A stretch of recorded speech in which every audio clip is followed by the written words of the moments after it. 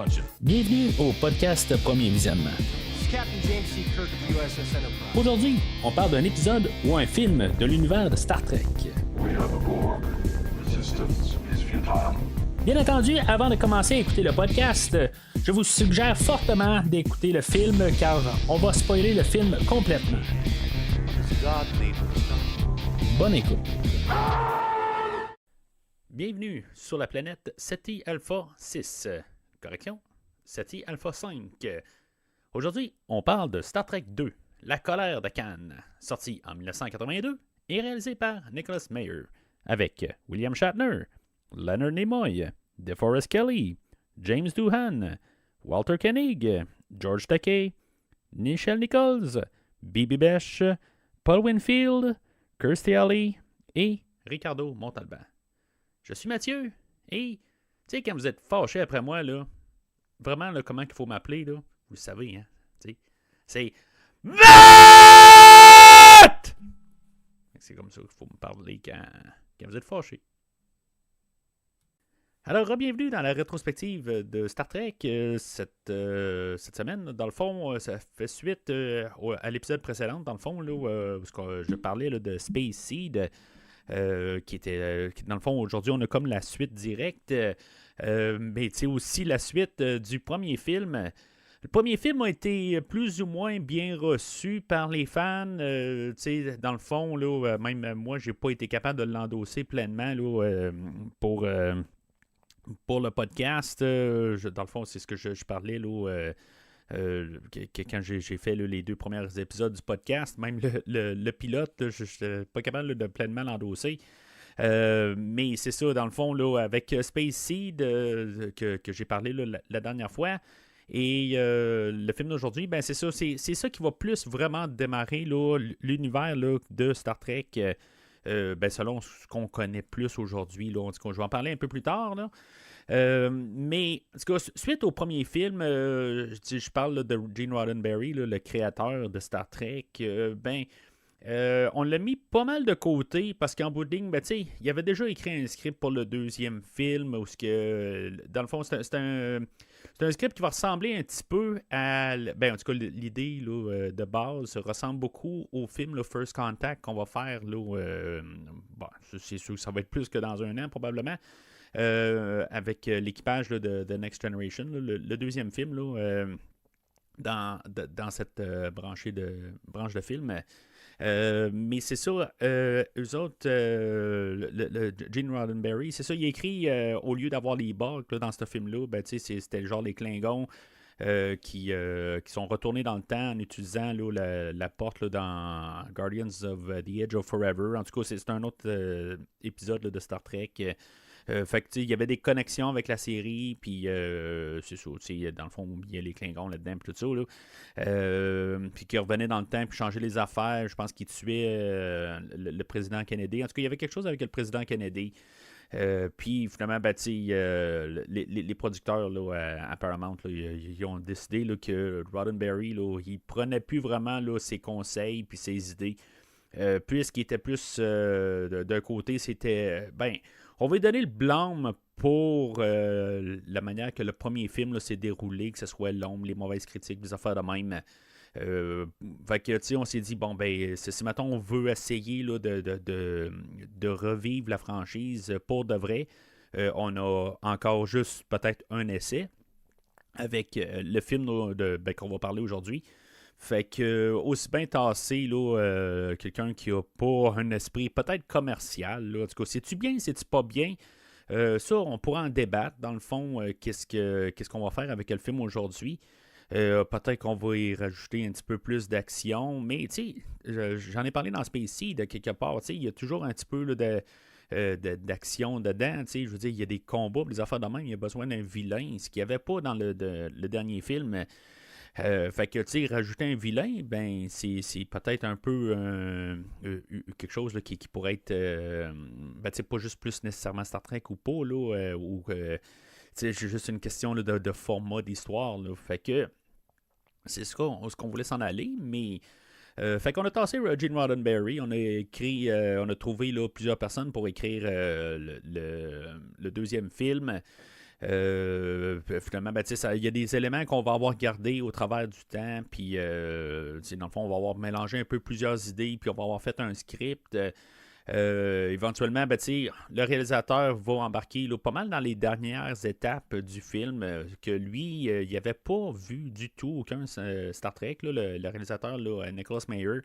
Que lui, il écrivait pour des films, mais c'est ça, il avait juste réalisé un film, le film Time After Time avec Roddy McDowall et pas Roddy McDowall, avec Malcolm McDowell, qu'on va parler dans cette rétrospective-là éventuellement. Et aussi David Warner, qu'on va parler aussi plus tard dans cette rétrospective. Puis, c'est ça, tu sais, lui, il était apporté à bord, mais il n'avait jamais vu un épisode de Star Trek, selon ce qu'il dit. Fait que, tu sais, ça peut donner un aspect nouveau, de nouvelle fraîcheur, peut-être. Fait que, on l'a embauché pour ça. Puis c'est ça, lui il va avoir réécrit un peu tout là, pour pouvoir tout peut-être un peu là, juste aligner correctement. Là. Mais tu sais, il s'est inspiré de quelques scripts aussi. Peut-être par le fait là, qu'il n'avait pas vu du tout là, la série. Fait que ça lui donnait des points de départ. Puis son idée, à quelque part, n'était pas nécessairement d'être fidèle. L'idée, c'était un peu de réinventer. C'est ça qu'il va avoir apporté. Puis, ça me fait penser quand même avec comment on fait les choses aujourd'hui. C'est que des fois, on essaie d'avoir quelqu'un qui est super fan ou qui connaît la matière. Puis que comment que à quelque part ça devient du fan service. Dans beaucoup de franchises, je ne vise à rien en particulier. Mettons, je vais embarquer ou on va faire carrément l'inverse. On va faire justement ce qu'on a fait avec Halloween 2018. Puis on a amené quelqu'un qui n'avait aucun rapport là-dedans, mais qui en bout de ligne, c'est ça. La manière qu'on va faire les films aujourd'hui, on va faire un peu là, de toujours, c'est peut-être pas le bon exemple là, de Halloween 2018, mais juste à amener puis juste faire du fanservice ou du remake, des affaires de même.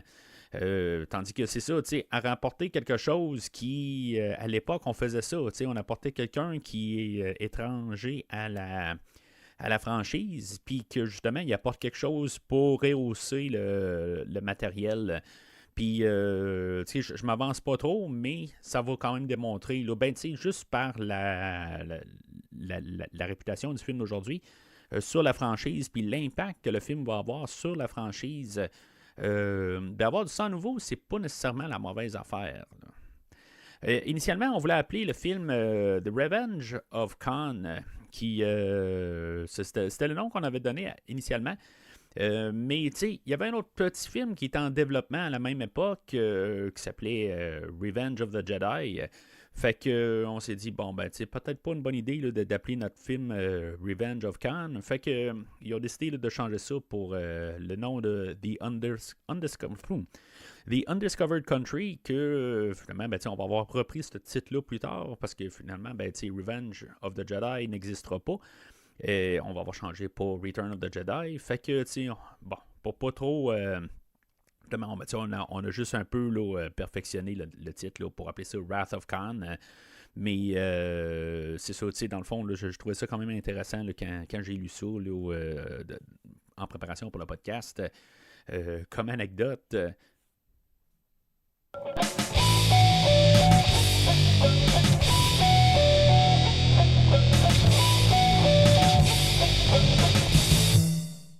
Alors, selon IMDb, le scénario va comme suit.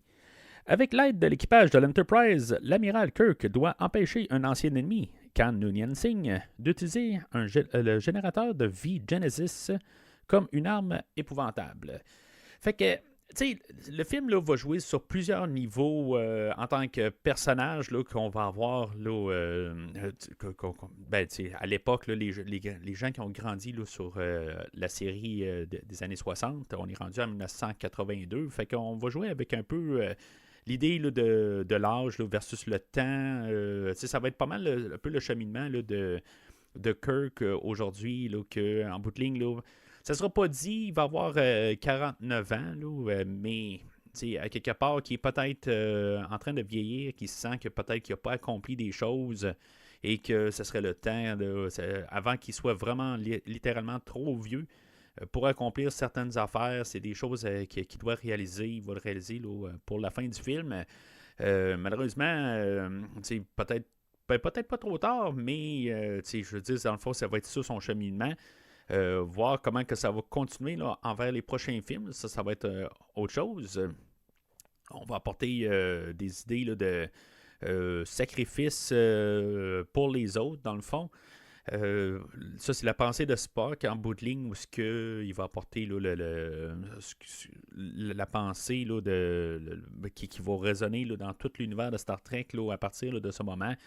The needs of the many outweigh the needs of the few. Là. C'est quelque chose là, que j'ai parlé là, souvent là, dans Star Trek. Là. C'est toujours un peu le besoin de la population. Ben, tu sais, je sais pas comment ils disent en français. Là. Je ne l'ai pas écouté en français. Là, le film, là, je ne m'en rappelle pas. Là. À l'époque, je l'ai vu en français, mais pas pour le visionnement d'aujourd'hui.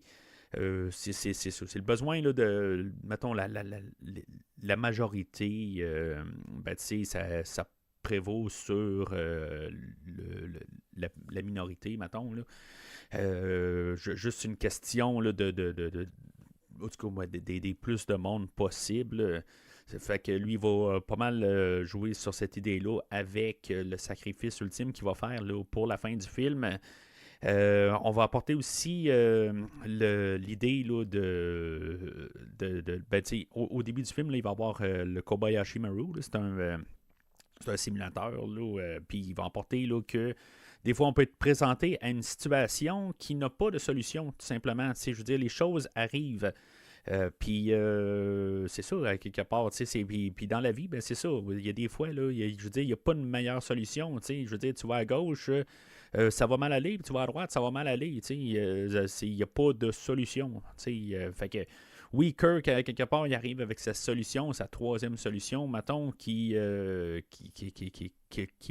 bypasser ça. Mais, c'est beaucoup là, un fond de l'histoire que des fois, il n'y a pas de solution, tout simplement. Puis tout ça va être englobé là, avec la motivation là, de Khan, qui va être pas mal une réécriture quasiment là, du livre de Moby Dick. On va voir le livre de Moby Dick justement là, dans la bibliothèque de Khan quand on va être réintroduit au personnage. Où est-ce que, dans le fond, la fameuse baleine, elle va, je pense qu'elle va manger la jambe là, du capitaine Ahab, et que Ahab va pouvoir se venger, là, je veux dire, aux dépens là, de tout son équipage, de son bateau et pas mal tout le monde, pour finalement succomber à la baleine à la toute fin de l'histoire. Puis c'est pas mal ça, dans le fond, là, toute la motivation de Khan, que il n'y aura plus d'arrêt là, quelque part, il n'y aura plus de pensée du tout, là, c'est juste sa vengeance sur Kirk pour ces 15 années là, d'exil là, sur la planète Ceti Alpha 5.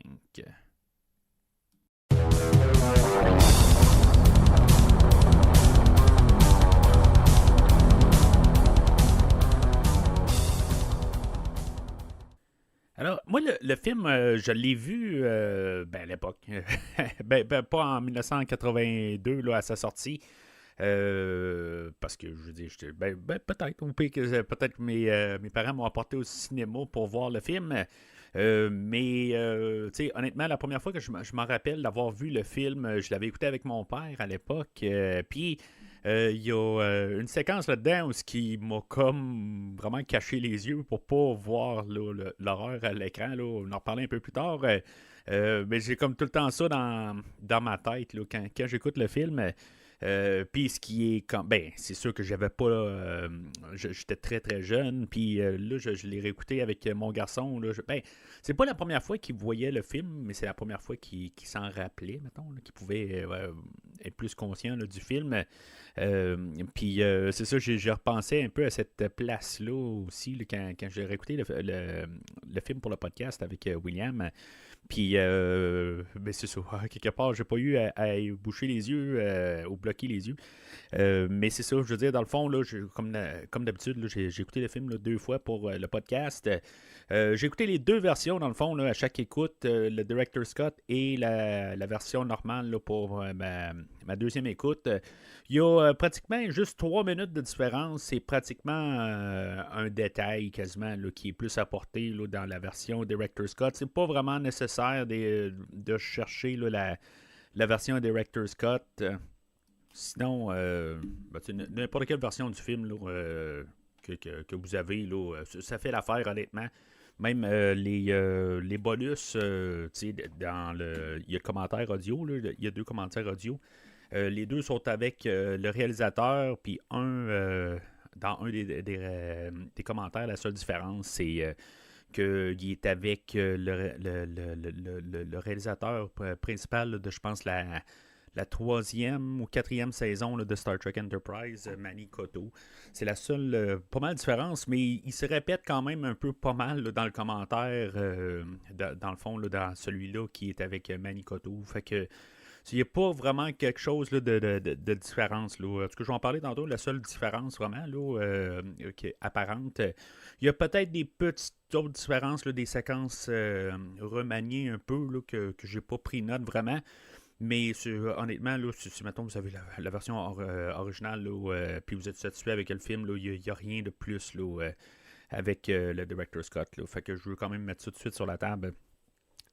Fait que le film ouvre avec le générique. Puis aujourd'hui, ben, c'est ça, on a le compositeur, là, James Horner. Que lui était un habitué plus là, des films là, de Ray Harryhausen, je sais pas comment le dire, là, avec l'équipe là, de Roger Corman. En tout cas, il travaillait beaucoup avec lui à cette époque-là. Je veux dire, dans le fond, c'est pas la première fois que je parle de James Horner au podcast, puis probablement pas la dernière fois aussi. Là, il apparaît un peu partout. J'aime beaucoup sa trame sonore aujourd'hui. Il était demandé de ne pas faire la trame sonore de Jerry Goldsmith, de partir un peu dans une autre direction. C'est sûr que la trame sonore paraît quand même aussi épique. Peut-être un petit peu moins épique, par contre. Je dis autant, là. C'est vraiment quelque chose de plus différent.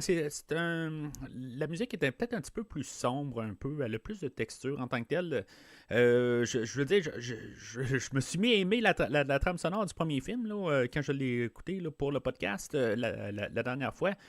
Mais j'aime mieux la trame sonore quand même là, du film aujourd'hui. La trame de M. Horner, là, je suis vraiment un gros fan. Là. C'est une de mes meilleures trames sonores là, dans toute toute la franchise là, de Star Trek. On cherchait, dans le fond, parce que on a coupé les budgets, dans le fond, pour le film. On a essayé là, de repartir, puisque le premier film avait coûté beaucoup, excessivement cher. Ben, on a essayé là, de couper les budgets. Puis on cherchait là, un compositeur qui pouvait quand même travailler, mais pas trop de renommée. Je pense que c'est pour ça aussi qu'on n'a pas rappelé là, M. Goldsmith là, pour le film d'aujourd'hui. Mais honnêtement, je suis très satisfait là, d'entendre là, la trame sonore là, de M. Horner aujourd'hui. Fait que le film commence proprement là, avec tout l'équipage. Là, on commence avec une fausse scène d'attaque, dans le fond, là, où on a un exercice de préparation là, pour l'entraînement là, pour les gens de Starfleet, dans le fond, là, ceux-là qui veulent devenir capitaine, ou en tout cas, peu importe, là, c'est pas vraiment élaboré. On a Spock qui revient. Dans le fond, la rumeur était que Spock allait mourir dans le film. Je veux dire, dans le fond, c'est quelque chose que Spock, l'acteur Leonard Nimoy, lui, dans le fond, il n'était pas trop sûr de qu'est-ce qu'il voulait, dans le fond, dans son avenir pour Star Trek. Il était vraiment reconnu pour son rôle iconique de Spock. Aujourd'hui, vous dites Spock à n'importe qui, ben c'est puis tu sais, même sans réseaux sociaux à l'époque, n'importe quand dans le fond, je pense que tout le monde sait c'est qui Spock. Fait que c'est comme il y a eu un peu une overdose, comme tous les acteurs ont. À quelque part, ils doivent comme un peu renier leur rôle qui ont été iconiques, que ce soit Sean Connery en James Bond, que ce soit Daniel Radcliffe en Harry Potter, que ce soit n'importe qui. Chaque acteur n'a pas le choix de... Ben, ils ont le choix, mais dans leur carrière, pour évoluer, des fois, il faut qu'ils arrivent pour casser cette image-là. Sinon, ben, ils n'ont pas d'évolution, mais en même temps, pour la personne elle-même, ben, ils sont toujours rattachés. Puis c'est comme toujours, ils font un nouveau projet. Puis ouais, mais dans le temps, là, il y a 15 ans de ça, ben, tu avais fait tel rôle de tout ça. Puis comment tu trouves ça différent de tel rôle de tout ça? Fait que c'est toujours le rattachement. Puis, pour la personne, que ce soit n'importe qui, je suis certain qu'on peut se tanner. En tant que fan, on se tanne pas, mais pour la personne... de toujours entendre quelque chose qu'ils ont fait il y a plusieurs années avant, dans un temps où ce qui leur a donné leur carrière, généralement, toujours être comparé, puis dans le fond, eux autres veulent avancer pareil, bien être reconnus pour leur travail présent, des affaires de même. Fait que Monsieur Nimoy, je pense qu'il avait même écrit un livre à l'époque, I Am Not Spock, quelque chose de même, là. Puis, je veux dire, il est un petit peu tanné, là, dans le fond de ça. Puis, dans le fond, on a apporté l'idée là, de tuer Spock dans le film. Fait que les rumeurs couraient, puis, dans le fond, ça commence. Je pense ça avait sorti dans les journaux, des affaires de même. Fait que c'est sûr que ça avait apporté beaucoup les fans n'étaient pas vraiment contents de ça. On avait écrit là, peut-être même des menaces pour que ça n'arrive pas.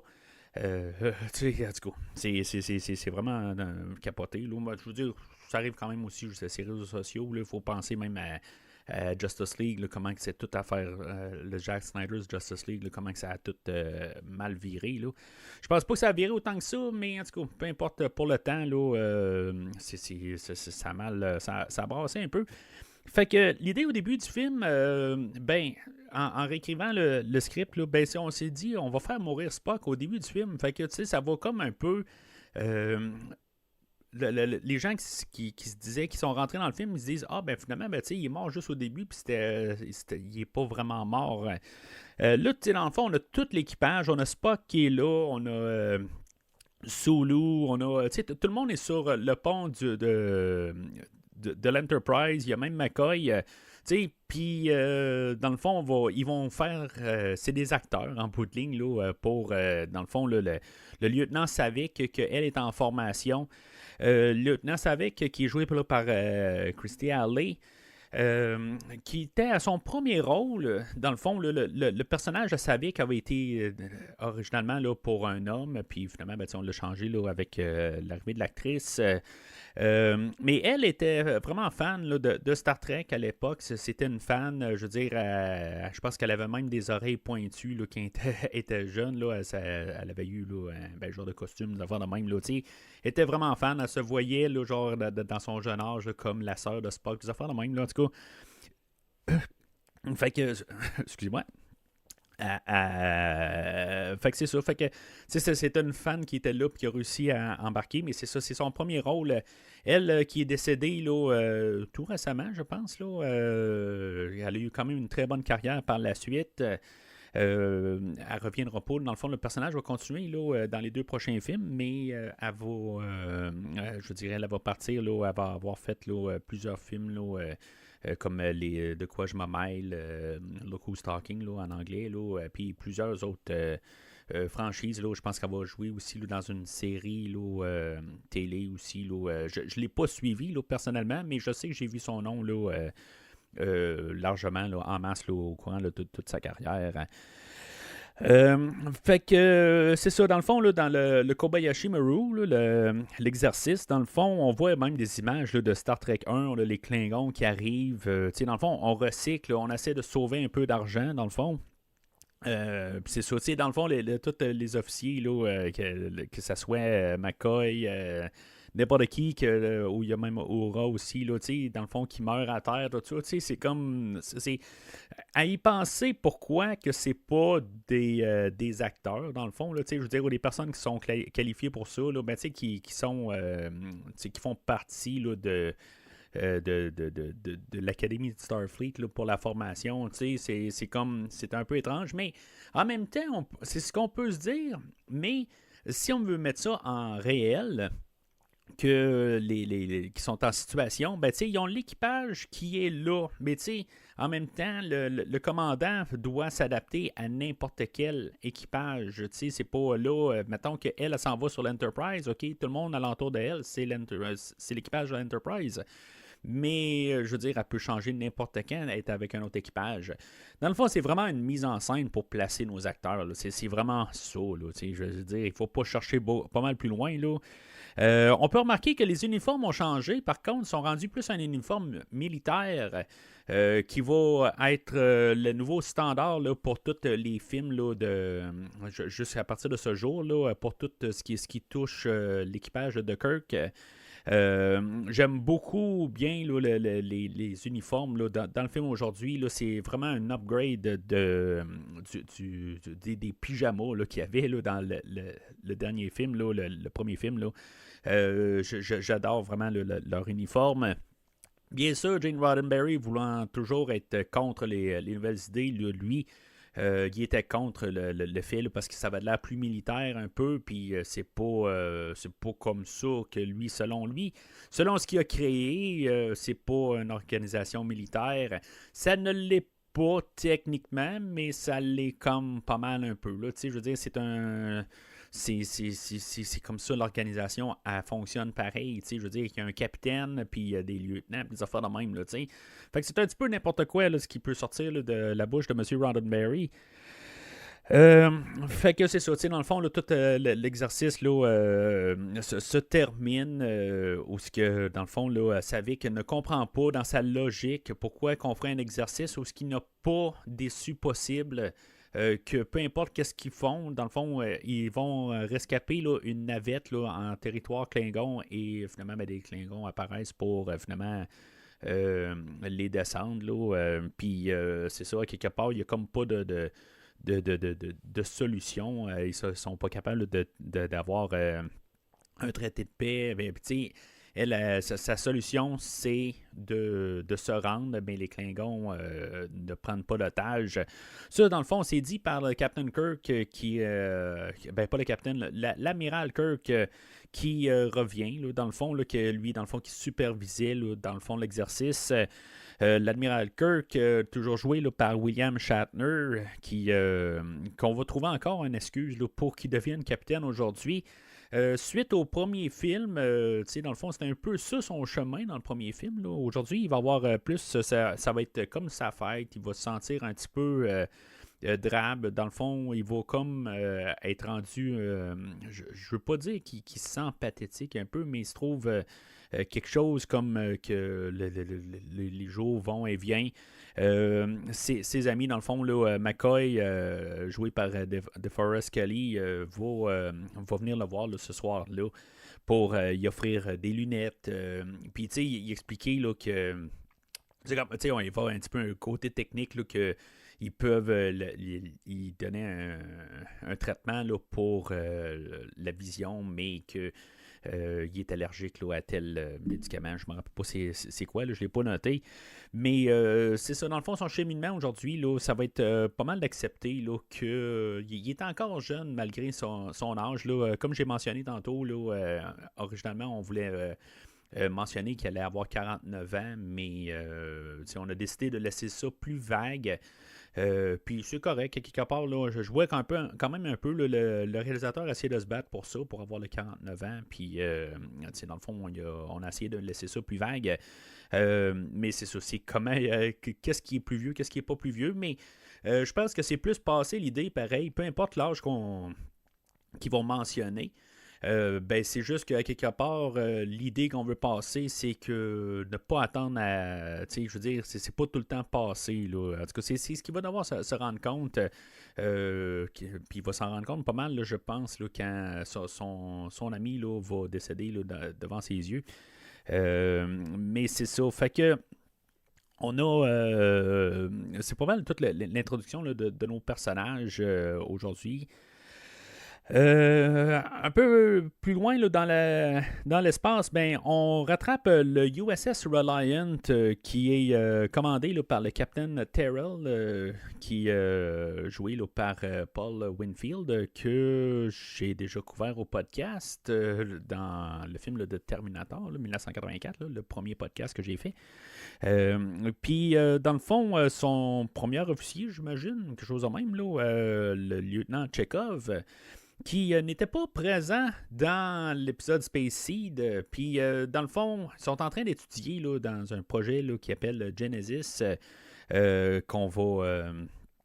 c'est que dans le fond, on va savoir un peu plus tard dans le film là, que c'est comme ils vont comme terraformer là, une planète, puis qui n'est pas supposé d'avoir de vie sur la planète, puis que, je veux dire, dans le fond, ils vont découvrir qu'il y a peut-être une vie là, sur qu'est-ce qu'ils veulent terraformer, puis dans le fond, ils vont se téléporter sur la planète pour trouver l'équipage là, du Botany Bay. Qui est le lien avec l'épisode de Space Seed que je parlais, là, qui est tout l'équipage là, de Khan qui avait été laissé sur SETI Alpha 5.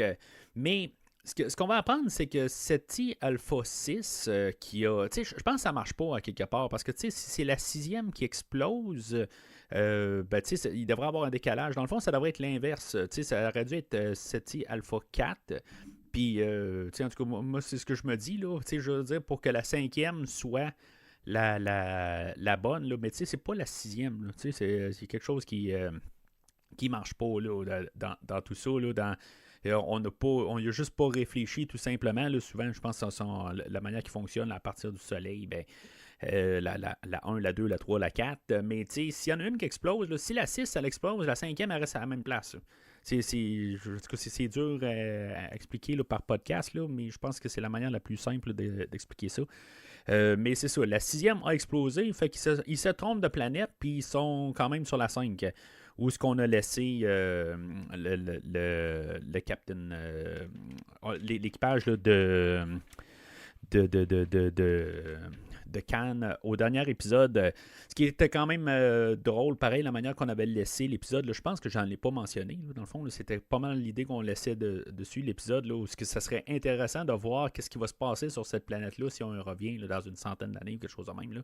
On est 15 ans après, là, mais c'est ça. Dans le fond, ce qu'on peut savoir, c'est que sur la planète, là, le fait que la 6e planète a explosé, ça a changé, ça a fait des gros changements climatiques. La plupart de toute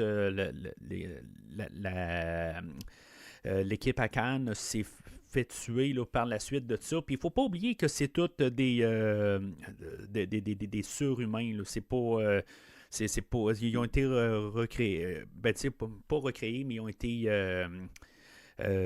génétiquement modifiés pour être plus forts, plus résistants. Des affaires de même, ça n'a pas vraiment de lien là, en bout de ligne, là, mais c'est juste des choses que je pense ne sont pas vraiment mentionnées.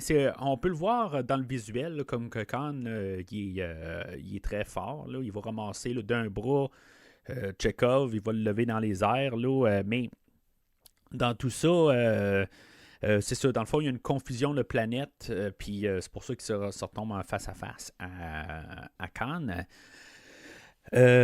Mais c'est ça, comme j'ai dit plus tôt, dans le fond, là, Walter Koenig, qui est l'acteur là, qui fait Chekhov, n'était pas là à l'origine, il n'était pas embauché. Je veux dire, la raison dans l'univers, c'est que juste qu'il était ailleurs sur le vaisseau là, à chaque fois là, que Khan était là, mais tu sais qu'il l'a vu à quelque part, parce que même Khan va arriver et va dire j'oublie jamais un visage, mais c'est ça. Nous, on n'a jamais vu qu'il a vu ce visage.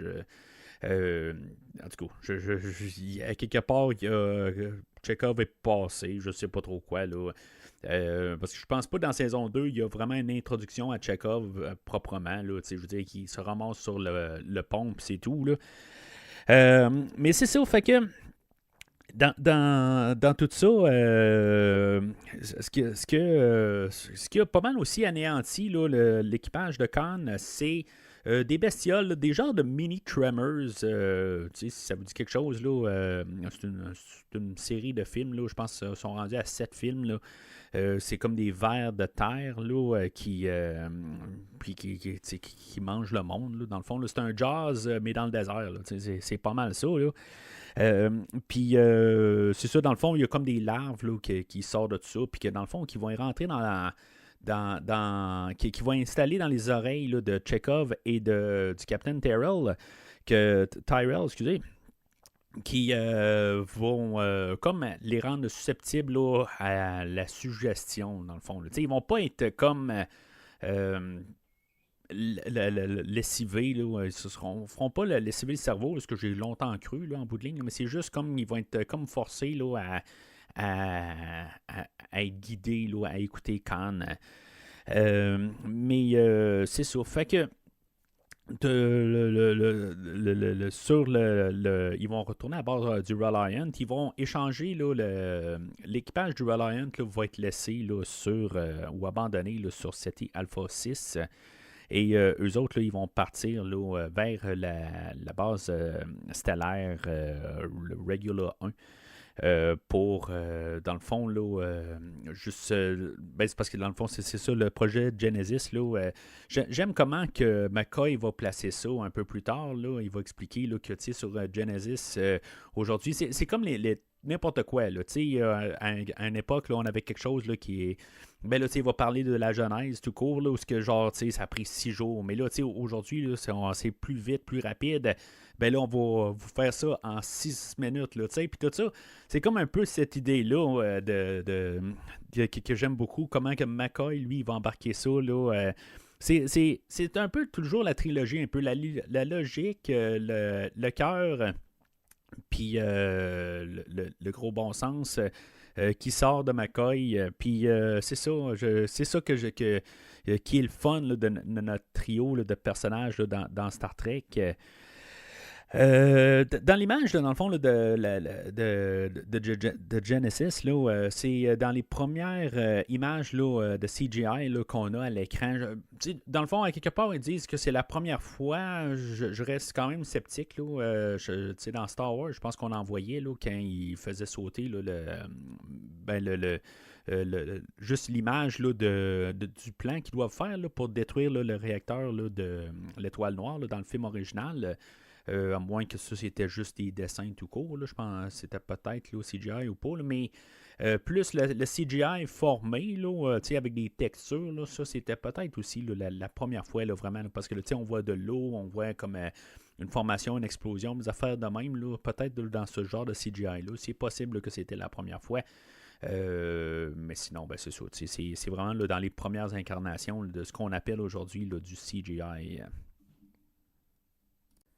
Alors, l'amiral Kirk arrive à bord là, de l'Enterprise. Il continue à faire son inspection. Là, c'est vraiment comme du hasard. Là, tout le temps, là, comme par hasard, Kirk passe là, puis il est en train de faire l'inspection de l'Enterprise. Puis, bon, c'est ça la nature de l'histoire. Là. Ils n'ont comme pas le choix de trouver une manière, là, puisqu'ils se sont comme placés là, dans une situation où que le Captain Kirk, ils ne savent pas quoi. Qu'il ne peut pas être capitaine. Là, ça, c'est dans le fond, c'est à suite au premier film. Mais c'est ça, dans le fond, il va faire son tour de l'Enterprise et bon, ça c'est quelque chose qui était plus rajouté là, dans le Director's Cut là, qui est pas là, qui fait pas partie là, du film original. Que dans le fond, il y a un jeune là, un enseigne là, dans le fond là, qui travaille là, dans la salle des moteurs, dans le fond, je vais appeler ça de même, là, qui est le neveu de Scotty, mais tu sais, on le sait pas. En bout de ligne, il n'y a aucune. Sinon, là, dans le restant, il n'y a pas là, de rien qui dit ça, là, qui pointe à ça. On parle juste que c'est la nouvelle recrue, là, tout simplement.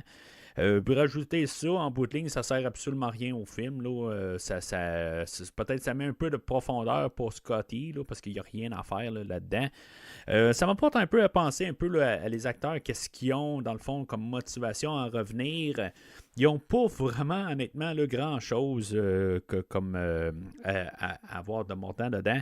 Le commandant là, ou le navigateur là, Sulu, là, lui, en bout de ligne, il a voulu essayer de négocier quelque chose là, pour revenir à l'écran. On lui a promis quelque chose pour le prochain film parce que en bout de ligne, tout était pas mal écrit. Dans le fond, il y a une coupe d'affaires, je pense qu'il avait été écrit là, à la dernière minute là, pour le scénario, mais finalement, ultimement, ça a été coupé. Là. C'était juste comme pour avoir l'acteur, là, mais c'est ça, on lui a quand même promis là, quelque chose d'un petit peu plus majeur au prochain film. C'est quand même assez vague. Là, ça fait quand même une bonne couple d'années là, que je n'ai pas écouté là, toute la franchise des films. Je suis plus, je veux dire, j'ai toujours du Star Trek dans ma vie, mais je revisite pas les films là, régulièrement. Là. C'est vraiment plus les épisodes puis vivre dans cet univers-là que j'aime. Puis il y a tellement là, pas loin de 900 épisodes. Fait que quelque part, écouter un film ou écouter telle affaire, là, telle autre série, n'importe quoi. Là, si je veux dire, je suis toujours en train là, de manger du Star Trek à quelque part, là, mais c'est rare les films là, en bout de ligne. Je les revisite une fois de temps en temps, mais pas c'est comme le film d'aujourd'hui. Là, je pense que je n'ai pas mentionné au début du podcast, là, mais ça fait probablement là, le Director Scott que j'ai acheté, là, il est marqué, si vous voyez bien, là, c'est une étiquette de HMV. Fait que HMV, ça fait vraiment longtemps que c'est fermé. Là, ça fait au-dessus de 5 ans, je pense que c'est fermé. Puis c'est ça. Dans le fond, je pense que je l'ai acheté là, dans la fermeture, dans le fond. Fait que c'est ça. Puis ça faisait quand même déjà une couple d'années là, que j'avais écouté là, le film original là, que j'ai acheté le box set là, il y a peut-être 7-8 ans de ça. Là, fait que, et peut-être même plus. Là. Ça se peut que je l'ai revisité depuis, là, mais est-ce que c'est pas grave. Mais ça fait un bout. Puis, tu sais, le Star Trek 3 en tant que tel aussi, là, je veux dire, c'est très vague, honnêtement. Il y a des affaires que je me rappelle ou pas. Puis, tu sais, c'est ça. Je vais en parler la prochaine fois au podcast. Mais c'est ça, tout ça pour dire là, que. Solo puis tout ça, il y en a qui avaient des motivations pour le prochain film là, parce qu'en bout de ligne, ils sont là plus pour, tu sais, dans le fond, c'est sûr qu'ils sont là pour l'argent en bout de ligne, on leur donne pas grand chose à faire, c'est juste pour avoir les visages familiers, puis c'est pas mal ça là. Fait que dans le fond, ils vont, comme par hasard, Kirk, qui est à bord de l'Enterprise, ben, ils vont recevoir un message de l'ancienne flamme à Kirk qui va leur envoyer le message pour dire, ben, pourquoi vous nous enlevez le projet Genesis? Puis c'est ça, hein, quelque part. Puis c'est sûr que on apprend aussi dans ces scènes-là qu'il y a déjà eu quelque chose là, avec la dirigeante là, de la base Regular 1, là, le docteur Marcus. Puis c'est ça.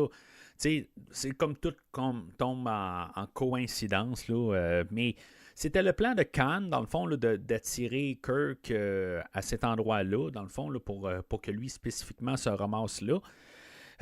Parce que dans le fond, ce qui s'est passé, c'est que Chekhov a mis la responsabilité de prendre la base stellaire sur le dos à Kirk. Fait que, tu sais, dans le fond, Kirk devient impliqué là-dedans.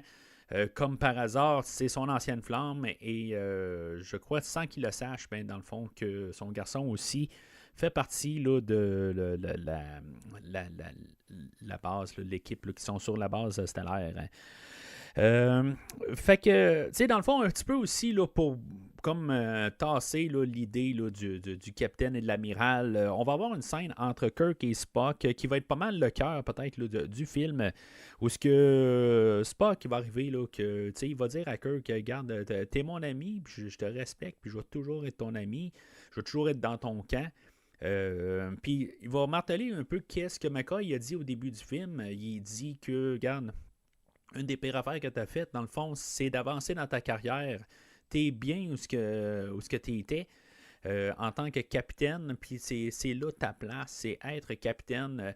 Ça joue sur deux fronts, dans le fond, tu sais, comme pour le personnage, puis ça joue pour nous autres. Tu sais, en bout de ligne, c'est ça, tu sais, c'est le Captain Kirk. J'arrête pas de me tromper depuis tantôt, j'arrive toujours pour dire le Captain Kirk, puis après ça, ben, tu sais, je me rephrase pour l'amiral. Fait que, tu sais, c'est ça, ça joue sur deux fronts, puis c'est bien correct. Puis, tu sais, ils nous le disent un peu d'une manière.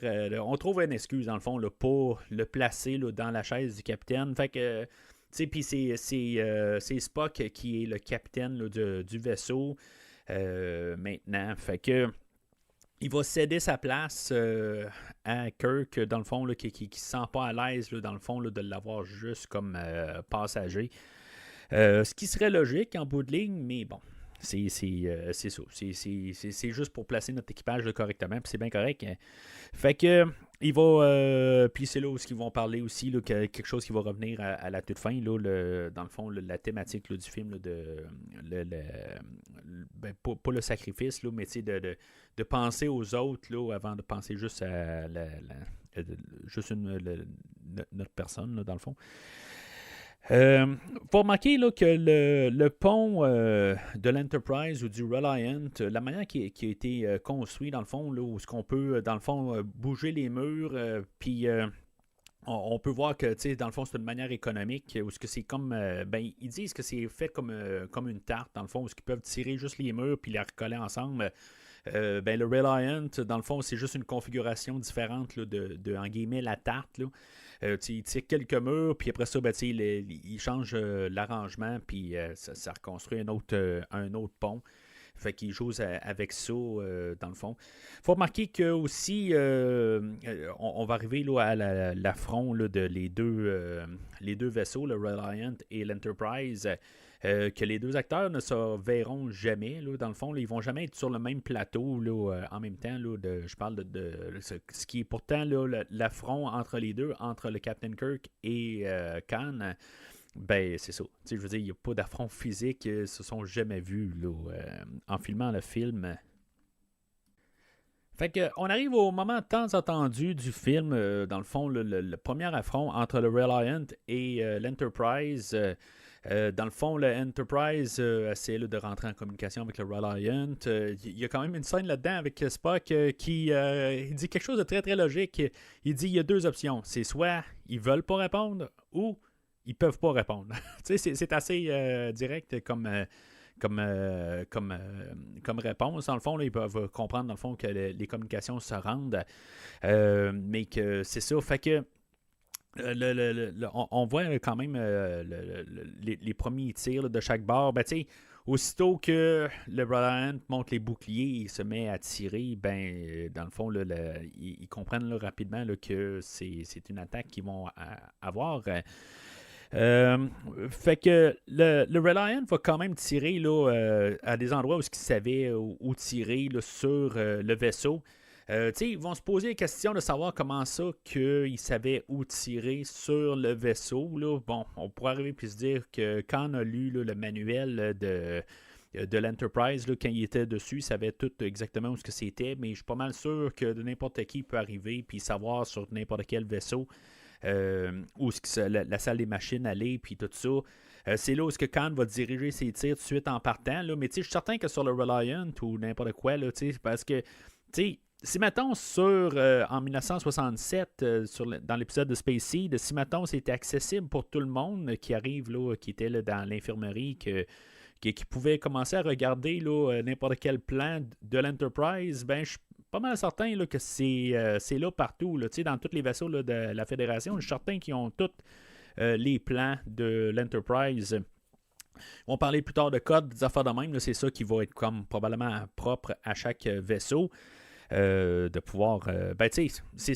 Même là, en quelque part, je trouve que ça n'a pas de sens. À quelque part, mettons pourquoi que les vaisseaux pourraient avoir accès là, aux autres vaisseaux. Là. C'est peut-être une question de sécurité si des fois ils veulent essayer de désactiver des vaisseaux. Mais c'est ça, le côté. Khan peut justement faire l'inverse aussi, là, avoir accès au code de l'Enterprise, puis pouvoir justement là, rabaisser ses boucliers. Je ne sais pas si ça marche tout à fait en fait d'idée. Là. Je veux dire que on peut passer les boucliers pour changer la configuration. Dans le fond, là, je pense que je veux dire, c'est un genre de jargon qu'on a essayé d'inventer un peu là, pour donner un peu un côté créatif là, à notre équipage. L'équipage de Kirk, là, qui ait quelque chose un peu comme une défense, juste la riposte qu'ils vont faire. Là. Dans tout ça, on va avoir le neveu là, de Scotty qui va se faire tuer là-dedans. Puis c'est ça, dans le fond, l'Enterprise, dans le fond, c'est parce qu'il a été frappé solide, pas beaucoup, mais juste dans le fond, là, au point sensible, qui fait que l'Enterprise ne peut pas partir là, à toute vitesse pour se sauver de là. Puis peut-être ramener là, une artillerie lourde là, pour pouvoir arrêter Khan ultimement. Fait qu'ils vont réussir à riposter et se sauver là, vers la base stellaire là, de Regular 1 là, qu'on avait vu un peu plus tôt. Dans tout ça, il y a Savick qu'on voit un peu peut-être commencer à apprendre elle a eu une petite discussion avec Spock qu'elle ne comprend pas vraiment le Captain Kirk, que lui, dans le fond, il improvise beaucoup d'affaires. Puis elle va juste y lancer la ligne que tout d'un coup, elle va comme un peu inventer là, l'idée là, qui ne sera pas un mensonge, parce que normalement, les Vulcains ne mentent pas. Mais juste comme un peu créer quelque chose de toute pièce, ça va commencer à y sortir que l'ordre général numéro 15 stipule que le capitaine ne peut jamais le descendre sans une arme, une garde rapprochée, quelque chose de même. Là. Fait que, dans le fond, c'est une manière qu'elle se trouve, elle s'improvise une manière là, de venir avec eux autres là, à bord là, la base stellaire là, Regular One. Ils vont téléporter à bord. Finalement, ils vont trouver là, l'équipage qui a été massacré là, suite à la passée là, de Khan. Mais c'est ça, il y a un rat à bord. Je ne sais pas comment qu'un rat s'est ramassé là, mais en tout cas, je trouve que ça fait un peu horreur là, dans le fond, là, de voir tous les corps un peu partout. Comme j'ai mentionné tantôt, là, dans le fond, là, la scène là, que mon père m'avait caché les yeux là, quand j'étais jeune, là, parce que dans le fond, là, c'était les bestioles qui rentraient là, dans l'oreille là, de Chekhov et du Captain Tyrell. C'est ça, je veux dire, on dirait qu'il y a un peu un sens plus d'horreur dans ce film-là. Là. Je pense que ça ira pas avant le film là, de First Contact là, que j'ai parlé un peu plus tôt là, avec l'équipage là, de Next Generation, où ce que ça va avoir un peu un semblant d'horreur aussi. C'est pas une franchise là, qui veut vraiment côtoyer l'horreur, là, mais on a comme deux scènes un peu là, qui touchent l'horreur là, dans le film d'aujourd'hui. Mais en même temps, on est en train d'un peu encore essayer là, de savoir qu'est-ce qu'on fait avec la franchise là, de Star Trek. C'est pas quelque chose qui me dérange en tant que tel. Là. Je suis un fan d'horreur, mais j'aime ça aussi des fois quand c'est savoir que j'écoute quelque chose que, mettons une comédie, que ça a l'air d'une comédie et que ça n'a pas l'air tout d'un coup là, de d'autres choses. Là, c'est tout le temps. Mais c'est toujours le ballon, la manière que c'est apporté, puis les affaires de même. Puis je n'ai pas de problème là, avec le film d'aujourd'hui. Je trouve quand même que la scène avec de Chekhov et de Tyrell, je trouve ça quand même assez intense. C'est quelques secondes, mais je trouve ça... c'est rare qu'on voit ça dans Star Trek. Mais même là, Star Trek a joué là, avec plusieurs genres là, au courant là, de toute son existence. Il va continuer à toujours ouvrir des portes, je pense bien. Là, même avec la dernière saison là, de Stranger Worlds, où on s'est ramassé avec des comédies musicales, des affaires de même. Là, on ouvre des portes, puis c'est bien correct aussi. Là. C'est important, je pense, là, de toujours rafraîchir le médium là, ou la franchise. Mais c'est ça, fait que il arrive à bord, puis c'est ça, là, dans le fond, là, il ne trouve pas là, l'engin de Genesis, mais il trouve quand même que le téléporteur n'a pas été fermé en bout de ligne, fait qu'ils se disent, bon ben, il y a quelqu'un qui a été téléporté, mais dans le fond, ils n'ont pas pu refermer le système par la suite. C'est un petit peu n'importe quoi. Quelque part, là, il peut juste toujours être fermé. Question de sauver de l'énergie aussi, peut-être, là, que dans le fond, on n'a pas besoin, on peut fermer, là, tout simplement.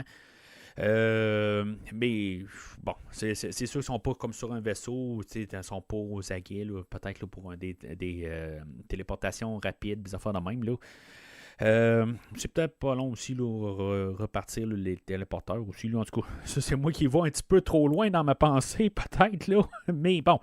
Fait que il découvre que dans le fond, la dernière téléportation avait été faite dans la petite planète là, qui est à côté d'eux autres. Là, dans le fond, pour faire le plan Genesis, il y avait besoin de 3 étapes. Il devait faire le plan à petite échelle. Après ça, le faire sous terre à une moyenne échelle. Puis après ça, ben, ils peuvent essayer là, avec le gros plan là, sur une planète totale, là, voir qu'est-ce que ça fait. Là.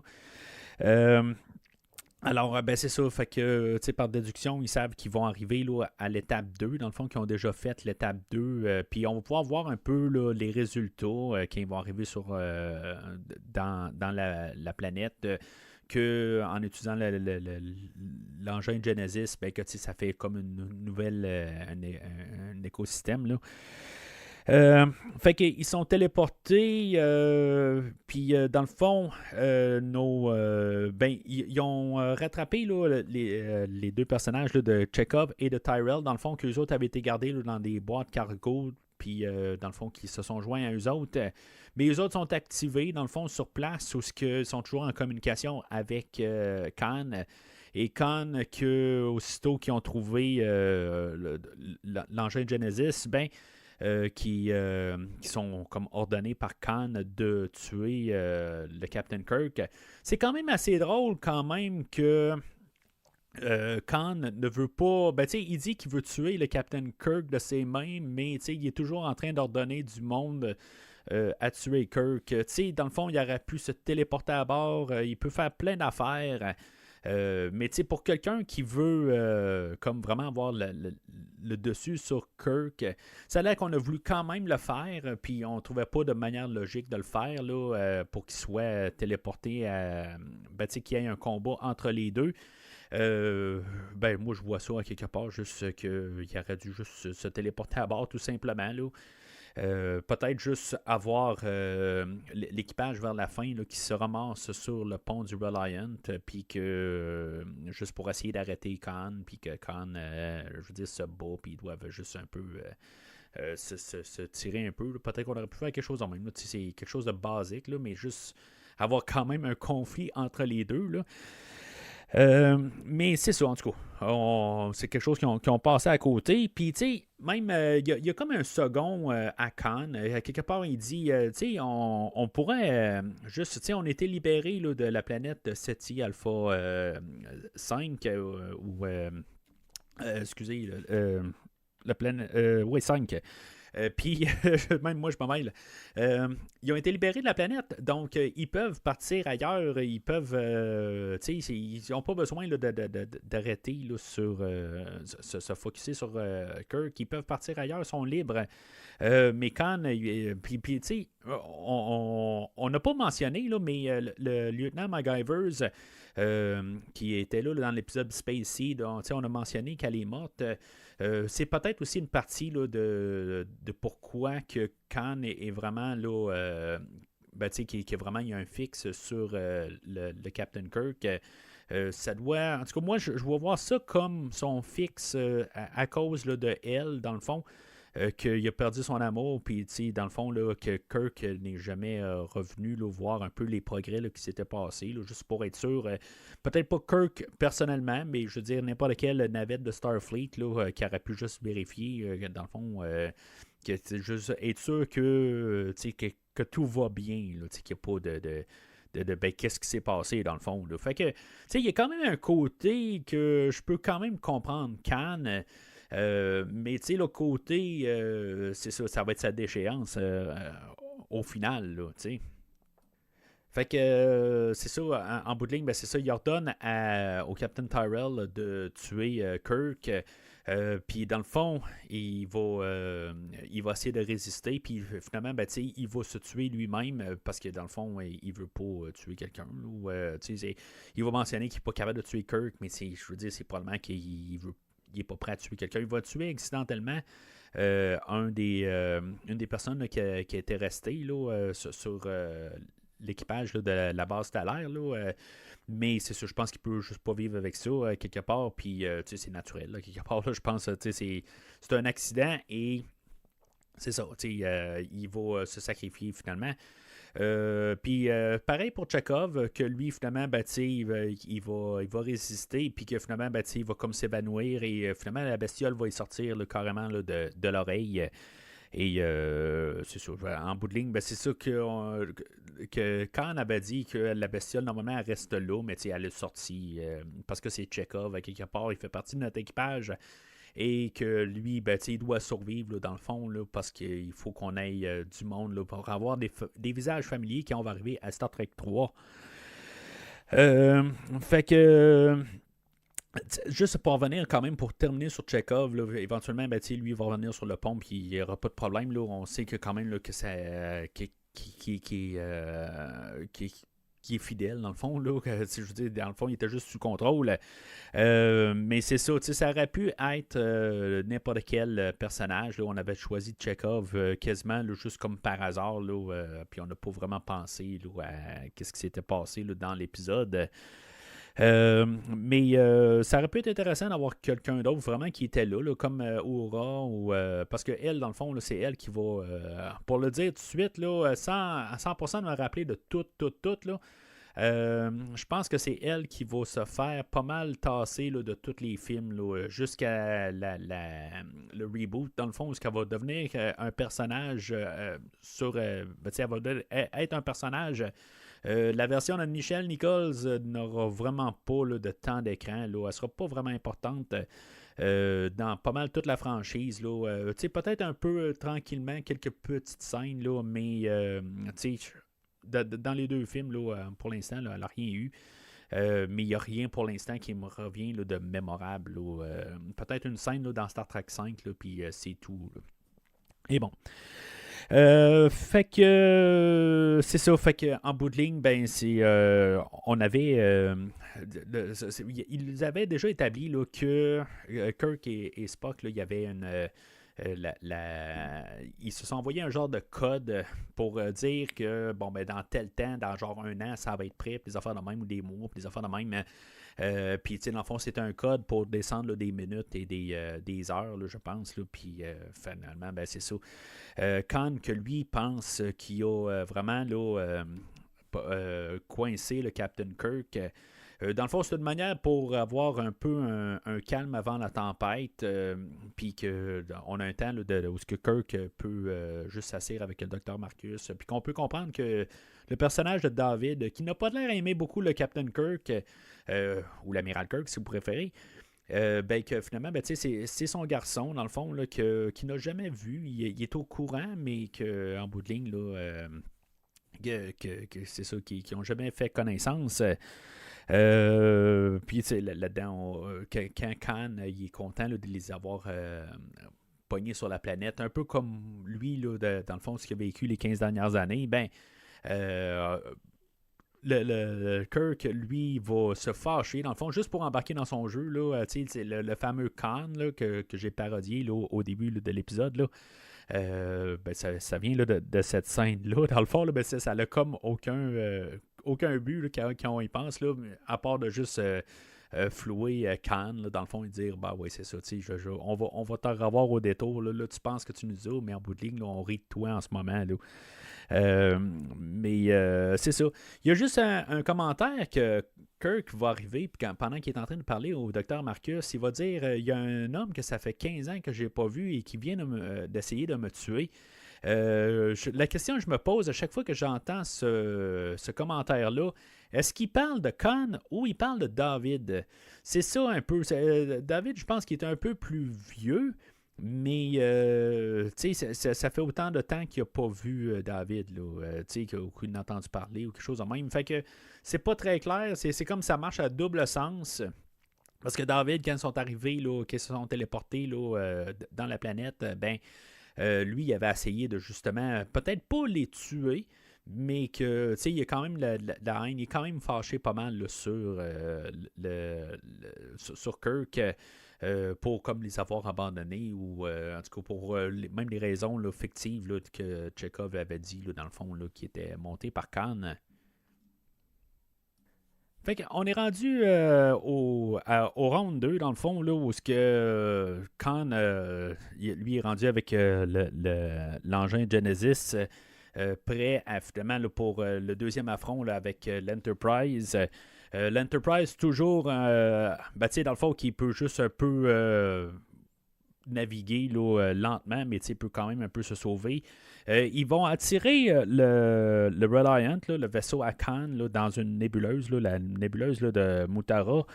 Ben c'est ça, dans le fond, ça va tout mélanger les systèmes. Où dans le fond, ils vont être pas mal aveugles. Ils pourront pas mettre de bouclier. Dans le fond, ils vont être pas mal. C'est comme un peu un danger pour les deux. Kirk va quand même forcer Khan. Khan, il n'est pas trop sûr, puis Kirk va juste y lancer, puisqu'il voit que Khan est tellement guidé par un esprit de vengeance, qu'il va lui dire, regarde, je ris de l'intelligence supérieure, puis dans le fond, ça va le fâcher, là, puis il va dire, regarde, c'est beau, on y va d'aplomb, là, c'est un petit peu enfantin, quelque part, là, pour quelqu'un qui devrait être super intelligent. Qui doit avoir vu plusieurs méthodes de guerre, c'est bien que c'est la pire manière là, d'avancer et de guider quelque chose là, en tant que comme stratégie de guerre. Mais bon, fait que c'est juste pour les besoins de l'histoire. Je pense qu'on a peut-être baissé un peu le quotient intellectuel là, de Khan. Je trouve ça plate un peu d'un côté, mais c'est sûr que génétiquement, il est humain, puis je veux dire, il peut être guidé par ses croyances, ses affaires de même aussi. Là, on a chacun nos défauts, nos qualités. Puis le côté, c'est ça aussi, c'est le côté pouvoir, le côté de pouvoir. Puis c'est pour ça aussi, à quelque part, pourquoi il n'a pas détruit l'Enterprise au début, c'est il a fait une pause. Puis il y a vraiment juste pour qu'on voit son visage, pour qu'il sache c'est qui l'a tué à quelque part. C'est ça, en quelque part, c'est ça qu'il veut. Il veut se venger. Puis, je veux dire, vraiment le montrer au visage. Il va dire, regarde, je t'ai battu. Puis, c'est ça, à quelque part. Fait qu'ils vont ils vont tout naviguer au travers de la nébuleuse. Dans le fond, un peu des attaques, des ripostes. Dans le fond, on peut comprendre qu'ils ne voient pas beaucoup. C'est une scène qui est un peu intense, un peu, là, je veux dire, un peu la manière que c'est monté. Là. C'est sûr que, dans le fond, il y a juste 3 attaques qui se produisent. Là, dans le fond, l'Enterprise semble avoir le dessus. Finalement, elle n'est pas capable de tirer sur le Reliant. Le Reliant se retourne de bord, tire sur l'Enterprise. L'Enterprise, finalement, va juste se baisser. Dans le fond, on va se dire que Khan n'est pas habitué de penser en 3 dimensions, puisque, dans le fond, comme sur Terre, c'est en général, c'est sur 2... c'est comme un terrain de guerre et comme juste un terrain, tout simplement. Fait qu'eux autres, ils ont quand même un peu le côté de niveau. On peut se rabaisser, on peut remonter. Là, en tout cas, dans l'espace, vous comprenez, il n'y a pas de haut, il n'y a pas de bas, ça je sais, là, mais c'est une manière de quand même parler. Fait que, dans le fond, ils vont comme baisser. Puis, j'aime toujours le plan où on a le Reliant, puis on a l'Enterprise qui apparaît en arrière. Là, c'est comme un moment classique là, dans Star Trek. Qui va tirer là, sur le Reliant et vraiment pratiquement le détruire. Là, vraiment, après ça, le Reliant est vraiment hors d'état de combat. Dans le fond, ce combat-là, c'est comme un peu... ça fait penser un peu là, à des c'est ça qu'ils voulaient apporter là, comme idée. Là, ils veulent quand même que ça soit comme un peu comme des sous-marins, dans le fond, là, qui voient rien, puis sont juste en train d'écouter, puis juste être prêts à n'importe quoi. Ils peuvent se sauter dans la face n'importe quoi. Parce que dans les deux côtés, ils savent pas comment que ça bouge. Fait que, c'est comme avec des sonars, des affaires de même un peu. Là, c'est quand même un petit moment intense pour cette scène-là. Sauf que c'est ça. L'affaire, c'est que le Reliant ont l'arme Genesis à bord et que l'Enterprise, ben, qui est pas capable de se sauver assez rapidement. Fait que Khan va activer là, ben, ça fait comme un peu une bombe dans le fond. Là, d'un côté, ça va comme tout détruire alentour et comme tout le rebâtir. Fait que le compte à rebours est lancé. Sauf que c'est ça, dans le fond, dans la dernière attaque de Khan, ben, c'est que l'Enterprise ne peut pas bouger là, à vitesse assez rapide là, pour pouvoir se sauver rapidement de l'explosion de Genesis. À cause, je comprends pas trop exactement là, c'est quoi, il y a comme genre une pression quelque part, puis comme la radiation, puis ils sont pas capables là, de s'y rendre, ils sont pas capables de mettre un équipement pour pouvoir aller juste lâcher la pression. En tout cas, moi, c'est comme ça que je vois ça. Là, à quelque part, il y a comme une pression qui est coincée. Puis qu'on doit comme retirer un genre de bouchon pour faire sortir ça. Mais bon, ok, je ne chercherai pas vraiment trop d'explications. Sauf que, tu sais, dans le fond, Spock, lui, va se dire, ben là, tu sais, je veux dire, je vais y aller quelque part. Il n'y a personne qui va y aller, je vais y aller. Lui, il va partir du pont et il va descendre, dans le fond, là, dans la salle des machines pour pouvoir régler là, le problème là, de l'Enterprise. Dans le fond, pour qu'il puisse repartir là, à toute vitesse et se sauver, là, dans le fond, de l'explosion là, de Genesis. En bout de ligne, ben, tu sais, Khan, tu sais, c'est comme. Bon, c'est. Comment, je sais pas comment on peut regarder ça. Le côté, dans sa tête, le jour, ben, tu sais, la seconde qu'il meurt, lui, je crois qu'il va penser qu'il a détruit l'Enterprise. D'un côté, il va mourir heureux. Tu sais, c'est. Mais, bon, est-ce qu'on aurait pu mettre aussi un Khan qui fait que, finalement, la dernière seconde. Il voit l'Enterprise partir et que finalement ça l'explose et que finalement qu'il a été battu par Kirk. Je trouve que ça peut jouer à deux sens. Tout simplement, je trouve que, que lui meurt puis que, je veux dire, qu'il meurt heureux d'un côté. C'est tordu peut-être, mais je suis peut-être content pour le personnage d'un côté que il y a peut-être sa satisfaction un petit peu, son air de vengeance quelque part. Puis ce qui fait peut-être que le personnage est un peu intéressant. En tout cas, ça paraît tordu, là, dit de même, mais l'autre côté, ben, tu sais, c'est peut-être qu'au moins, son cheminement, c'était pas ça. Puis, tu sais, on voit ça tellement cliché tout le temps, quelque part, la dernière seconde, où il réalise que il a perdu, là, puis qu'il s'est fait tuer, là, que ce soit dans un film de Schwarzenegger ou de n'importe qui d'autre. Là, c'est tout le temps ça. Quelque part, là, le méchant a le contrôle de la situation, à part la dernière seconde avant de finalement mourir. Là. Mais c'est ça, tu sais, je veux dire, que, comme je dis, là, c'est sûr que c'est pas les bonnes motivations pour Khan, en quelque part, là, mais tu sais, il a perdu beaucoup aussi, il a quand même, tu sais, il a été laissé là, il a été... et puis tout ça, en tout cas. Je veux pas qu'on pleure pour Khan non plus. Là, je veux juste mettre ça clair. Là, je veux pas qu'on prenne pitié là, de ce personnage-là. Mais c'est ça. À quelque part, je trouve ça quand même peut-être intéressant là, du côté là, qu'on n'a pas là, de dernier coup. Ce qui dit, ben finalement, j'ai vraiment perdu. Là, mais de l'autre côté, ben c'est ça. Khan meurt et aussi Spock. Finalement, ben, on le tue tout simplement. Il n'y a pas de retour. On va avoir ouvert la porte. Dans le fond, vraiment quelque chose qu'on a improvisé à la dernière minute. La première fois que, dans le fond, le premier montage du film où ce qu'on avait vraiment dit qu'on tuait Spock. Avant des reshoots, dans le fond, là, les gens sortaient là, du film, puis c'était, dans le fond, là, c'était des funérailles. Là, le monde, c'était horrible. Là. À quelque part, là, pour eux, ils se sont dit, ça n'a pas de sens là, de finir de même. Fait que Leonard Nimoy, à quelque part aussi prêt à, je veux dire, passer à autre chose, puis remettre les oreilles. Quelque part, il y a eu un changement de conscience un peu. Il s'est dit, en tout cas, on peut ouvrir la porte là, des fois hein, là, que les choses changent.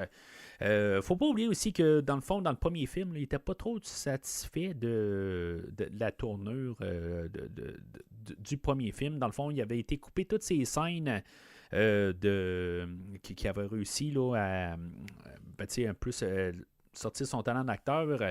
dans le premier film, il y a des scènes qui pleurent un peu, puis tout ça, là, ben, on avait coupé ça là, à l'époque. On a ramené ça un peu là, dans la version là, Director's Scott là, du premier film, mais rendu en 82, ben c'est ça, ou même en 80 là, ou 81, là, quand on commençait à parler du film, ben c'est ça, je veux dire, lui il est encore un peu secoué de ça, la manière qu'on a apporté son personnage. Fait que il y a peut-être tout ça un peu là, qui faisait qu'il voulait plus avoir, voulait rien savoir du personnage.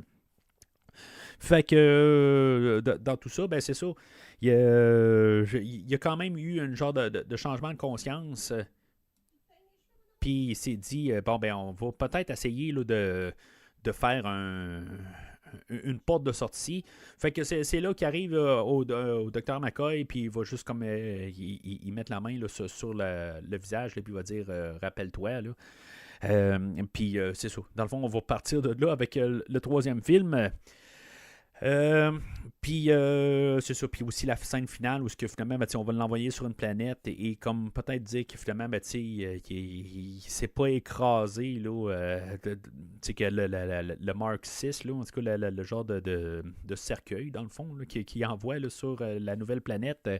Ben tu sais qu'il est peut-être je veux dire est intact sur la planète, puis dans le fond ça l'ouvre la porte pour un Spock là, dans un film futur ou le retour là, de l'acteur à quelque part.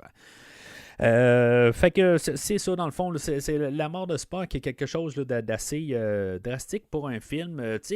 Aujourd'hui, on va l'avoir encore dans la franchise, parce qu'on va comme faire un genre de remake là, du film d'aujourd'hui, puis on va réarranger. Là, je vous fais pas vraiment de spoiler, mais je vous fais un spoiler. Là, repensez pas trop à ce que je viens de dire là, quand on va arriver vers la fin de la franchise. Là. Mais c'est ça. On fait. Puis même aujourd'hui, on s'arrange pour trouver des portes de sortie. Là, quand on tue un personnage, on trouve une manière. Là, OK, on a tué Iron Man. Là, parce que je suis désolé là, si je vous spoil là-dessus, ou même à James Bond il y a une couple d'années. Qu'est-ce qu'on va faire? Là, je veux dire, on est un peu en suspens là, avec ces personnages-là. Mais on a toujours un peu des manières de continuer l'univers pareil. Où on a tué Superman il y a une couple d'années, puis on a trouvé une manière de. Celui-là, je n'ai jamais cru qu'on allait le tuer, là, honnêtement. Là, à quelque part, là, je savais qu'il y avait plusieurs portes de sortie. Là. Mais c'est ça, à quelque part, ça, c'est la science-fiction aussi qu'on parle, puis que. On peut toujours trouver des portes de sortie là, dans n'importe quelle situation. Fait qu'il y a quand même les funérailles de Spock, puis on finit avec le film, puis on finit sur cette note-là. On a tué Spock. Puis même quand j'étais avec William, il était secoué de ça, il s'attendait pas à ça. En tant que tel, à son premier visionnement, il pensait qu'on allait ressusciter Spock de même, là, puis dans le fond, c'est une des raisons aussi pourquoi que le réalisateur est comme contre un peu là, donner un espoir de Spock qui revienne. Lui, la scène, dans le fond, là, quand on se ramasse sur la planète, qu'on voit qu'il y a peut-être une possibilité pour le prochain film, ben lui, il était contre ça. Je veux dire, en tant que tel, là, il n'a pas fait une histoire là, de résurrection, il a fait une histoire pas de funérailles, mais de laisser aller, dans le fond. Là, je veux dire, c'était comme là, on a accompli ce que le personnage devait faire.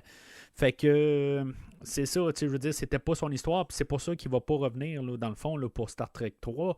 C'était pas le but de son histoire. Le réalisateur va revenir pour le 6e film, mais c'est ça, dans le fond, son histoire de résurrection de Spock, c'était pas quelque chose là, qui ça allait.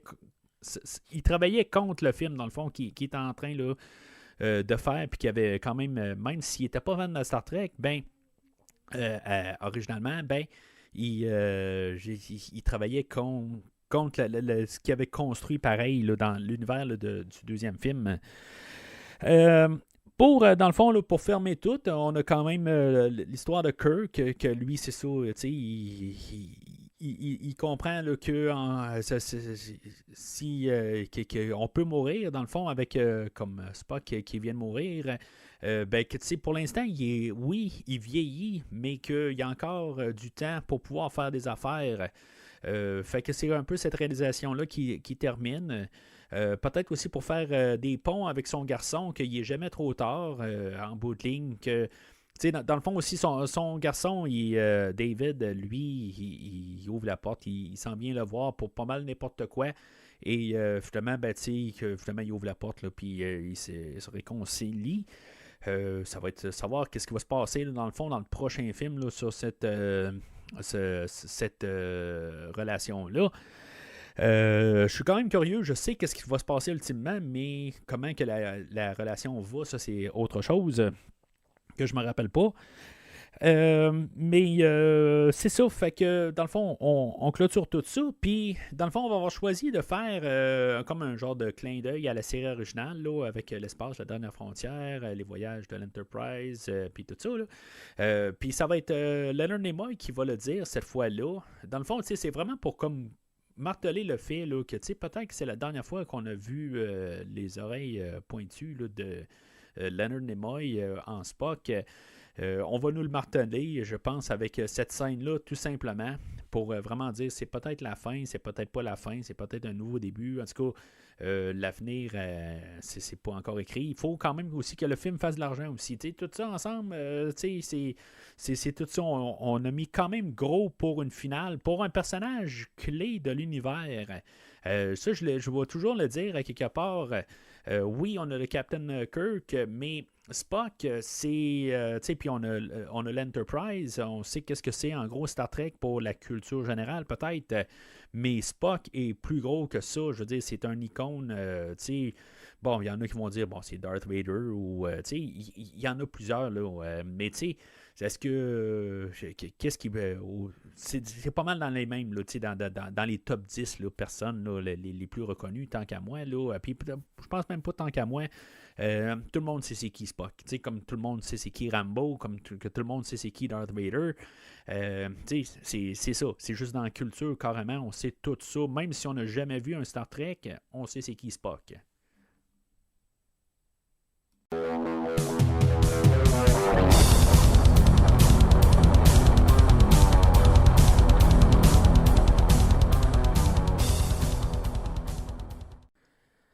Alors, en conclusion, je veux dire, c'est peut-être le film ultime de Star Trek en tant que tel. Là, je veux dire, c'est un film, il y a beaucoup de choses à dire. Puis, vous savez, au podcast, en tant que tel, là, c'est ça, en bout de ligne, que j'aime, que j'écoute un film, là, que on part beaucoup d'idées, ça fait penser un peu. C'est pas des grosses... oui, un peu. Il y a des affaires qui font réfléchir plus que d'autres, là. Mais tu sais, ce qu'on va faire avec le film d'aujourd'hui, c'est qu'on va créer quasiment la base pour qu'est-ce qui va devenir toute Star Trek par la suite. Puis c'est pas... tu sais, on peut bien dire que Gene Roddenberry a créé là, qui a créé là, la franchise. Oui, mais je crois qu'avec le film d'aujourd'hui, on a créé là, tu sais, ce que la franchise va être jusqu'à ce jour. C'est vraiment, on a créé ça avec le film d'aujourd'hui. La mentalité, la manière là, de tout apporter un peu les choses aujourd'hui. Ça va être pas mal l'idée là, de fond de pas mal tout Star Trek là, par la suite. Tout va être pas mal, va revenir à le film aujourd'hui. Khan va devenir le grand némésis de toute la franchise. Je veux dire, on va revenir souvent à Khan d'une manière ou d'une autre parce qu'on sait que on doit revenir à ça. Je veux dire, c'est la source. La source ultime, c'est toujours ça. Oui, tu sais, je veux dire, il y a d'autres affaires spécifiques, là, peut-être une fois de temps en temps. Là, ça, je ne suis pas en train de renier. Je ne suis pas en train de dire qu'on peut oublier tout avant. Je ne veux pas qu'on se trompe là, dans ce que je suis en train de dire. Ce que je veux dire quand même, c'est que toutes les idées de base, la manière de faire Star Trek par la suite, puis c'est le succès du film aujourd'hui, va être toute la retombée de ce qui vient de se passer avec ce film-là, qu'on a repensé à la franchise pour l'avenir. Puis toute la pensée, la mentalité de tout ça, on va revenir tout le temps à ce film-là. C'est comme c'est la Bible d'un côté, en guillemets, de Star Trek qu'on vient de créer. On a essayé de perfectionner un peu, au travers de les années 60. Avec la série, on a fait des petits... on a fait les idées de base. Mais concrètement, dans une idée, je pense que c'est tout ce qui symbolise Star Trek vient de se coller ensemble. Là. Puis ça vient de quelqu'un qui n'a jamais vu un épisode de Star Trek avant de réaliser le film d'aujourd'hui. C'est ça le plus ironique là-dedans. Fait que c'est un verre solide dans le film aujourd'hui. C'est un film là, que j'avais hâte de revisiter. Puis je veux dire, c'est un film là, que je trouve ça étonnant comment que dans le fond il vieillit quand même bien là, avec ses idées. Même le visuel est quand même pas pire. Pour un film là, que je pense qu'il a coûté 12 millions à produire.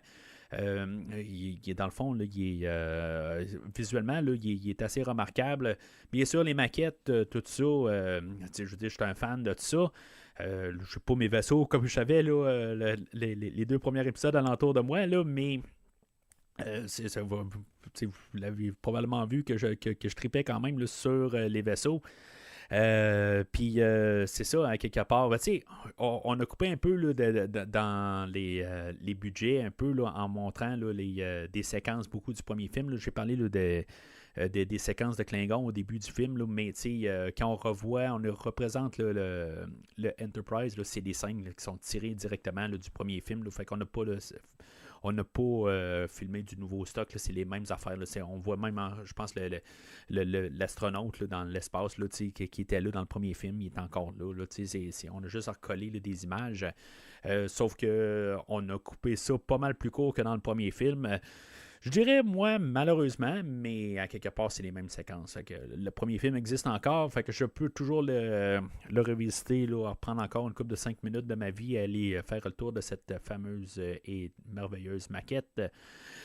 Et en tout cas, fait que c'est ça qui est pour la colère de Khan.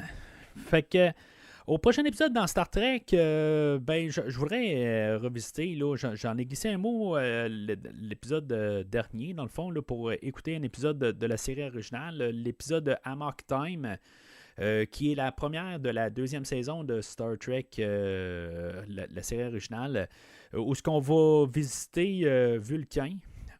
Puis, dans le fond, on va voir un peu les rituels vulcains. Puis, ça va aller bien avec le film là, à la recherche de Spock, qui va être réalisé par Leonard Nimoy. Dans le fond, il ne sera pas là en face de la caméra, à part quelques minutes à la toute fin. Spoiler, pas si vous n'avez pas vu le film, mais c'est un film de 1984, je pense, ou 85, fait que en tout cas, ça donne quand même du temps. Qui va mettre en vedette le docteur Emmett Brown, Christopher Lloyd lui-même en tant que Klingon là, commandant. Fait que je vous invite à écouter le film d'ici le prochain épisode, mais qui va aller là, dans quand même une bonne couple de mois. Là. Il y a beaucoup d'affaires là, qui s'en viennent au podcast. La semaine prochaine, on va parler là, de un podcast que j'ai enregistré l'année passée là, avec Christophe, où on parlait là, de 2 films. Dans le fond, le film là, de Who Can Kill a Child et son remake là, des années là, 2000, là, Come Out and Play. Là. En tout cas, on va parler là, de ces 2 films-là, dans le fond, en un podcast. C'était dans le fond, ça fait longtemps là, qu'il lui voulait parler de ce film-là, puis dans le fond, comme un peu pour le remercier là, d'avoir fait un bon bout de la franchise de James Bond avec moi et de la franchise, la rétrospective là, de Kong versus Godzilla, ou l'inverse, là, dans le fond, j'ai dit, regarde, choisis le film, puis c'est celle-là qu'on va faire. Fait que 1 an et quelques plus tard, finalement, on parle de ce fameux film-là et de son remake. Puis c'est ce que vous allez entendre la semaine prochaine. Puis par la suite, c'est ça. J'en ai parlé dans le fond avec le film là, de Aquaman. Dans le fond, qu'est-ce qui s'en vient là, plus tard dans l'année. Mais je ne sais pas si vous avez écouté le podcast sur Aquaman. Vous n'avez pas vu le film, peut-être que vous n'avez pas écouté le podcast. Fait que je mets ça comme dans la première là, de la saison là, ou de l'année plutôt. Là. Ce qui s'en vient, c'est bien sûr là, la planète des singes, Mad Max et Ghostbusters. Dans le fond, ça va remplir pas mal le calendrier là, pour pas mal là, jusqu'au mois de mai. Là. Fait que, tu sais, c'est pas mal chargé. C'est pour ça qu'on parlera pas là, de Star Trek ou de MCU ou de n'importe quelle franchise ou rétrospective que j'ai commencé là, l'année passée ou avant. Là, fait que ça va être ça. Puis, on verra là, pour l'été. Il y a plusieurs affaires que je veux aligner. On n'a pas encore des dates de sortie. Là, Beverly Hills Cop, puis des affaires de même. Là, des affaires de même que j'aimerais bien couvrir. Là, mais ça va dépendre des dates. Ça va dépendre de la manière que tout est aligné. Mais ça, j'aimerais quand même là, couvrir là, cette franchise-là. Puis me rassurer là, que ça fit dans l'horaire. Hein. Fait que c'est ça. C'est tout pour aujourd'hui. La semaine prochaine, on va parler là, du film que j'ai mentionné avec Christophe. N'hésitez pas à suivre le podcast sur les réseaux sociaux, Facebook et ou Twitter. Et Instagram, bien sûr. Puis aussi, dans le fond, la semaine passée, le podcast Décryptons Smallville que je travaillais avec Steven de Cinérum, finalement, a vu le jour commencer. On a sorti l'épisode prequel. Dans le fond, ça marche un peu avec notre Patreon. Dans le fond, si, mettons, vous êtes sur le feed ordinaire, vous allez avoir un épisode aux 2 semaines, mais sur le Patreon, on a un épisode par semaine. Ce qu'on veut sortir aussi, là, dans le fond, c'est ce qui est déjà sorti sur notre Patreon. C'est notre couverture là, du film de l'Homme d'acier. Film de 2013 que j'ai couvert au podcast, mais que, dans le fond, on fait ensemble là, sur Décryptons Smallville, juste comme bonus, dans le fond, là, pour ceux-là qui sont abonnés Patreon. Et dans le fond, après ça, on va avoir le pilote plus tard cette semaine. Puis c'est ça, dans le fond, on va avoir un épisode à chaque semaine. Mais c'est ça, si vous n'êtes pas Patreon, ça va être aux 2 semaines. Mais vous allez avoir tout ce qui est les épisodes là, de Smallville, mais sans les épisodes bonus. Là. Fait que je vous invite à nous suivre, au moins à nous écouter, puis faire votre opinion. Dans le fond, si vous voulez nous entendre plus, suivez-nous sur Patreon. Puis nous, c'est dans le fond, ça nous aide à couvrir les frais. Là. C'est vraiment pas une question de faire d'argent parce que, je veux dire, il y a tellement de frais un peu partout que, je veux dire, c'est à peu près impossible de faire de l'argent là, avec ce médium-là. On le fait par passion. Puis c'est ça. Dans le fond, tout ce qu'on demande, c'est, je veux dire, au moins d'avoir votre support, dans le fond, de montrer que vous aimez. Là, qu'est-ce qu'on fait là, chacun là, dans nos podcasts respectifs. Puis, dans le fond, qu'est-ce qu'on fait aussi avec Décryptons Smallville, qui est que je veux dire qu'on a vraiment un plaisir fou là, à chaque semaine. Je vous invite de juste écouter le pilote puis voir comment que dans le fond, même avec l'évolution, là, je l'ai écouté dernièrement, puis voir l'épisode où ce qu'on est rendu en enregistré, là, comment que je veux dire, on a vraiment du plaisir là, à enregistrer à chaque semaine, là, chaque épisode. Fait que je vous invite à écouter ça. Alors, c'est tout pour aujourd'hui. Comme j'ai dit, n'hésitez pas à suivre et à commenter sur l'épisode d'aujourd'hui. Si maintenant vous avez un épisode que vous voulez que je couvre sur Star Trek, dans le fond, dans la série originale, faites-moi mention. Quelque part, peut-être que je pourrais faire des spéciales une fois de temps en temps, de faire un épisode spécifique. N'hésitez pas à le mentionner. C'est quoi votre épisode préféré? Puis peut-être que je pourrais faire juste un épisode au travers, là, tout simplement, là, avant de faire Amok Time là, pour Star Trek 3. Mais sinon, d'ici le prochain épisode, longue vie et prospérité.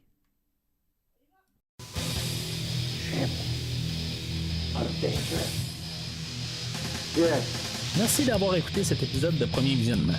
J'espère que vous vous êtes bien amusé. Je vous donne rendez-vous la semaine prochaine pour la couverture d'un autre film. Si vous voulez entre-temps regarder le catalogue complet du podcast et télécharger les épisodes passés, rendez-vous sur premiervisionnement.com. Vous pouvez aussi suivre le podcast sur plusieurs plateformes, dont Apple Podcast, Spotify, Podbean, Google Podcast, Amazon Music et YouTube. N'hésitez pas à donner une critique de 5 étoiles sur la plateforme de votre choix. Vous pouvez également suivre Premier Visionnement sur Facebook et Twitter pour rester informé de nouveaux épisodes. Premier Visionnement a besoin de votre aide pour grandir. Vous pouvez partager le podcast avec vos amis qui s'intéressent au cinéma de tout genre. Le podcast a également besoin de votre support monétaire pour continuer. Avec un don de 10$ pour un ou 25$ pour 3 films non franchisés disponibles sur Netflix ou n'importe quel support nécessitant pas un achat, le podcast s'engage à couvrir votre choix dans les 3 mois pour vous remercier de votre don.